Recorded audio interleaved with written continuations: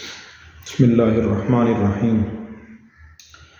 جیسے ہم نماز دین کی تعلیمات کے مطابق پڑھتے ہیں، روزہ دین کی تعلیمات کے مطابق رکھتے ہیں، حج دین کی تعلیمات کے مطابق انجام دیتے ہیں، اسی طرح نکاح شادی بھی ہمیں دین کی تعلیمات کے مطابق ہی انجام دینی چاہیے۔ قرآن کریم میں اللہ نے فرمایا لقد کان لکم فی رسول اللہ اسوۃ حسنہ، کہ تمہارے لیے اللہ کے رسول کی زندگی میں بہترین نمونہ ہے۔ اس نمونے میں ہم یہ دیکھیں کہ اللہ کے نبی نے اپنی شادیاں کیسے کی، اپنی بیٹیوں کی شادیاں کیسے کیں، صحابہ کرام شادیاں کیسے کرتے تھے، اور اس کے مطابق ہمیں کرنے کی کوشش کرنی چاہیے۔ نکاح کے موقع پر مسلمان اکثر خلاف شرع رسومات میں مبتلا ہوتے ہیں اور دین کو نہیں دیکھتے، نہ نبی کی زندگی دیکھتے ہیں، نہ صحابہ کرام کی زندگی دیکھتے ہیں، نہ نبی کی سیرت دیکھتے ہیں۔ تو دیکھیں، جو نکاح اور جو شادی ہندوانہ اور غیر مسلموں کی رسومات کے مطابق ہوگی، اس میں برکت کیسے آئے گی؟ لمحہ فکری ہے ہمارے لیے، اس میں برکت کیسے آئے گی؟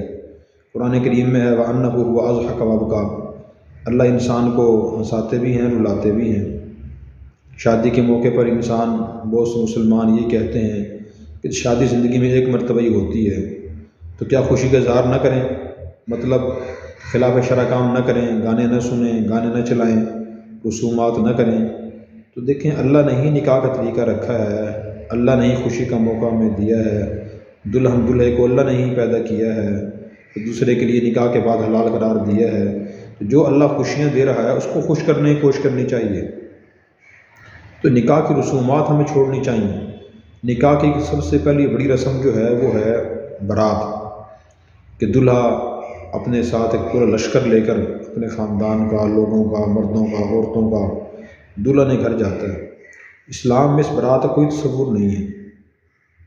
نبی کریم صلی اللہ علیہ وسلم نے حضرت عائشہ رضی اللہ عنہ شادی فرمائی، نکاح فرمایا، تو صحیح بخاری کی روایت ہے، حضرت عائشہ کی والدہ ام رومان انہیں نبی پاک صلی اللہ علیہ وسلم گھر پہنچا گئی، حضور برات لے کر نہیں گئے۔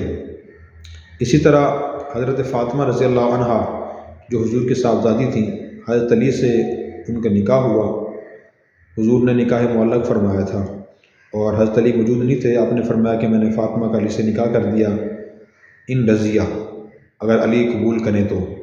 پھر حضرت علی نے بعد میں قبول کیا، انہوں نے کہا رضیت، میں راضی ہوں۔ تو فاطمہ رضی اللہ عنہا کو نکاح کے بعد حضرت علی برات لینے نہیں آئے۔ نبی پاک صلی اللہ علیہ وسلم نے اپنی باندی ام ایمن کے ذریعے حضرت فاطمہ کو حضرت علی گھر بھیج دیا، دلہا لینے نہیں آیا۔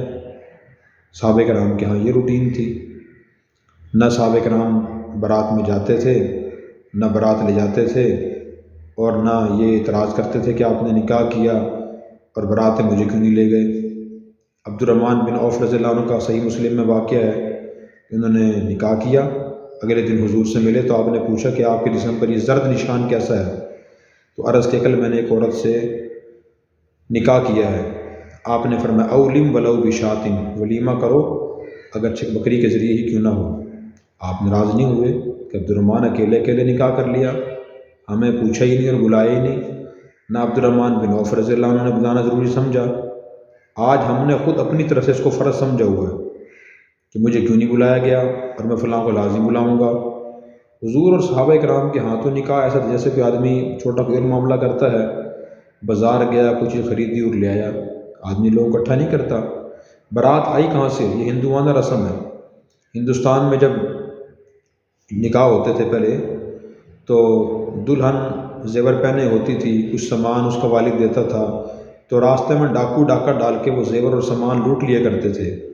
تو اس لیے پھر ہندوستان کے لوگوں نے آپس میں یہ طے کیا کہ جب لڑکی اور دلہن لینے کے لیے جائیں تو ہر لڑکے کے ہر رشتہ داروں کے ہر گھر سے ایک بندہ لے کے جائیں گے تاکہ ڈاکو ڈاکہ نہ ڈال سکیں، اور ہم دلہن کا اور اس کے سامان کی حفاظت کر سکیں۔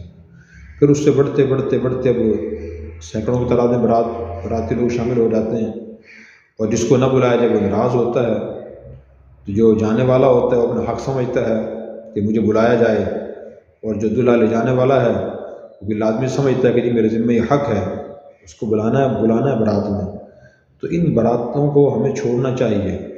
اسلام میں برات کا کوئی تصور نہیں ہے۔ جیسے اسلام نے نکاح کو سادہ اور آسان رکھا ہے، ہمیں چاہیے کہ اس کو ویسے ہی سادہ اور آسان رکھیں۔ اس کا فائدہ یہ ہوگا کہ نکاح آسان ہوگا، بدکاری اور زنا مشکل ہو جائے گا۔ تو آج ایک بارات بھی لڑکی کے والد کے ذمہ بڑا بوجھ ڈالتی ہے۔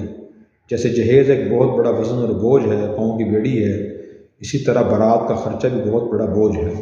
اسی وجہ سے بہت سے مسلمان جب بیٹیوں کی شادی کرتے ہیں تو وہ قرض لیتے ہیں اور بڑی بھاری مقدار میں قرض لیتے ہیں، مکان زمین فروخت کر دیتے ہیں، بعض لوگ اپنا کاروبار اور دکان فروخت کر دیتے ہیں کہ میں نے شادی کرنی ہے اور اس میں بارات کا خرچہ ہی میں نے اٹھانا ہے، میں نے کھانا کھلانا ہے۔ تو جس چیز کو اللہ رسول نے سادہ رکھا اسے سادہ رکھیں۔ جن لوگوں کے پاس لڑکی کے جس والد کے پاس بارات کا خرچہ ہے کھانا کھلانے کا، وہ بھی کوشش کرے کہ نہ کرے، غریب مسلمانوں کی رعایت رکھے۔ تو حدیث میں آتا ہے المسلم اخو المسلم، مسلمان کا بھائی ہے۔ تو جس ہمارے کام سے کسی مسلمان پر بوجھ ڈل رہا ہو، ہمیں وہ کام بھی نہیں کرنا چاہیے۔ اس لیے بارات کے اسلام میں کوئی تصور نہیں ہے، اس کے یہ نقصانات ہیں، ہمیں اس سے بچنا چاہیے۔ اور اسی لیے بہت سے لوگ بارات میں جاتے نہیں تھے۔ حضرت تھانوی رحمۃ اللہ علیہ بارات میں نہیں جاتے تھے، الحمدللہ ہم بھی نہیں جاتے، اور اس کی وجہ تک اس رسم کو ختم کیا جائے۔ جو لوگ خاص طور پہ دین سے محبت رکھتے ہیں انہیں یہ کوشش کرنی چاہیے، نمبر 1 اپنے رشتہ داروں میں کسی کی شادی ہو تو اس سے اصرار نہ کریں کہ مجھے بارات میں لازمی لے کے جائیں، بلکہ اسے کہیں بھی نہ لے جائیں، مجھے میں ویسے ہی خوش ہوں۔